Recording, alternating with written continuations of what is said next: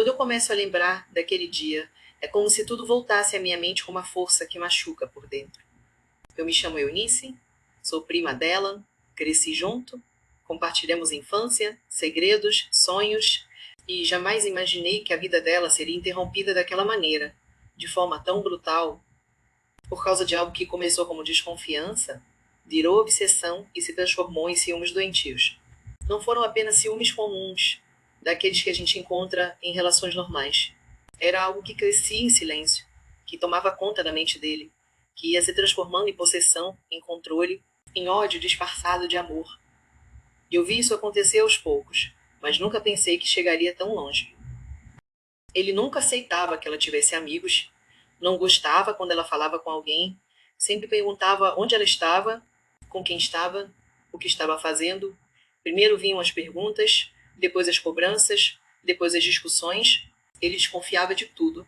Bastava ela demorar a responder uma mensagem e ele já começava a criar histórias na cabeça. Às vezes ele chegava a inventar situações, dizia que tinha visto coisas que nunca existiram, que alguém tinha falado algo sobre ela. Tudo era alimentado por esse ciúme cego, irracional, que foi se tornando uma prisão emocional para ela. Eu me lembro de conversar com ela algumas vezes. Ela dizia: Eunice, ele muda de repente. Parece outra pessoa. Quando está bem, é carinhoso. Mas quando o ciúme aparece, é como se fosse outra alma dentro dele. E isso me dói, porque agora eu vejo que aquilo era um sinal muito claro do perigo que ela corria. Ele não tinha controle sobre as próprias emoções.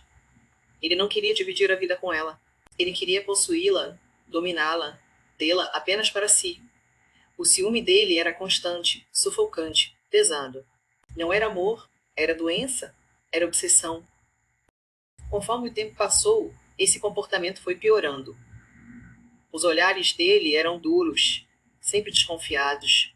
Se ela sorria para alguém, ele ficava irritado. Se ela falava com a família por mais tempo do que ele achava normal, ele reclamava.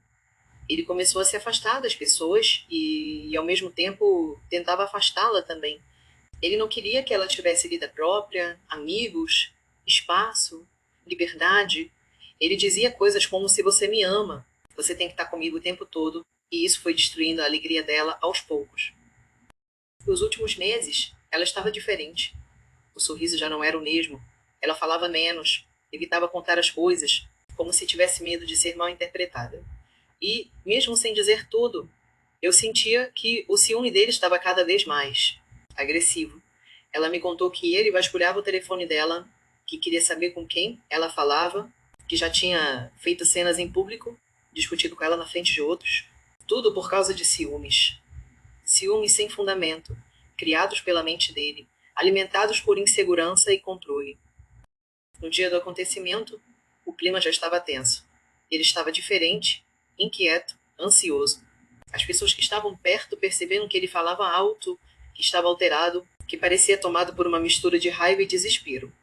A palavra que mais define o que ele sentia naquele momento é ciúme.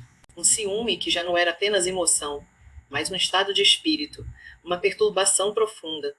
Ele não conseguia aceitar a ideia de perder o controle sobre ela. E não aceitava a simples possibilidade de que ela pudesse escolher viver a própria vida.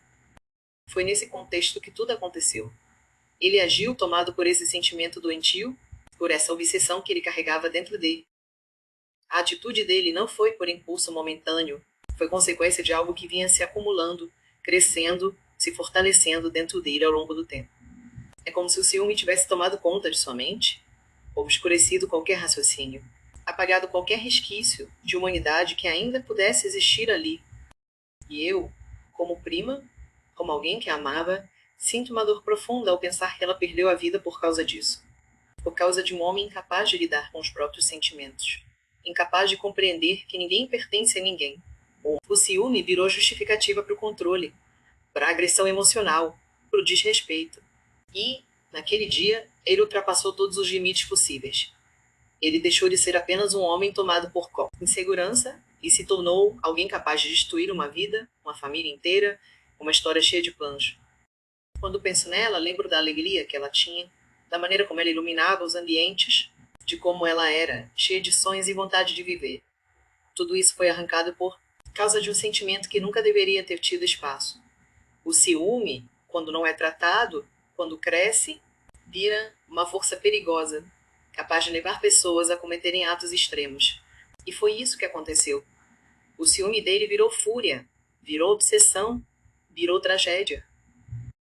Hoje eu falo não apenas como prima, mas como alguém que carrega uma ferida aberta. Ele tirou dela a chance de continuar vivendo, de recomeçar, de ser feliz. E tirou de nós a presença dela, o sorriso dela, as conversas, a companhia, tudo porque ele não suportava a ideia de não controlá-la. Porque confundiu o amor com posse, afeto com domínio, porque deixou o ciúme se tornar maior do que qualquer razão. Eu conto essa história para que as pessoas entendam que sinais existem, que ninguém deve ignorar comportamentos de controle, desconfiança excessiva, ameaças, isolamento. O ciúme doentio não é prova de amor, é um alerta, é um risco, é um perigo real. Minha prima não está mais aqui e o que fica é a memória, a saudade e a dor do que poderia ter sido evitado. E eu carrego comigo a esperança de que, ao falar, ao lembrar, talvez outras vidas possam ser poupadas de terminar da mesma forma,